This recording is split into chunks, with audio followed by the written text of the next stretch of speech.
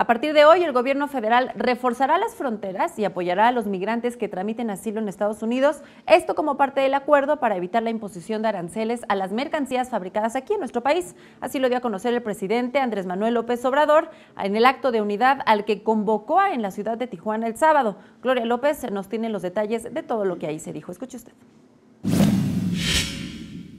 Se impuso la política sobre la confrontación y debo reconocer que hubo voluntad para buscar una salida negociada al conflicto de parte del presidente Donald Trump. Así fue como el presidente Andrés Manuel López Obrador reconoció el trabajo de negociación para evitar la imposición de aranceles a nuestro país. Esto durante el acto de unidad de defensa de la dignidad de México y en favor de la amistad con Estados Unidos que se llevó a cabo en Tijuana, Baja California. Al hablar de las acciones que emprenderán respecto al tema migratorio, recordó que el fenómeno no surge de la nada y que se debe resolver atacando las causas. Dijo que se evitará que más migrantes lleguen al norte, pero sin violar los derechos humanos. Desde la semana próxima estaremos ofreciendo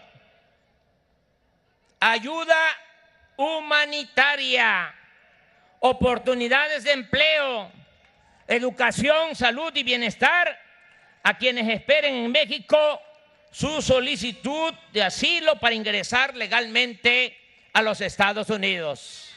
Asimismo, aseguró que se cumplirán los compromisos como reforzar las fronteras, aplicar la ley, así como promover la aplicación inmediata del Programa de Desarrollo de la CEPAL para impulsar las actividades productivas y crear empleos en Centroamérica y en el sur-sureste de México.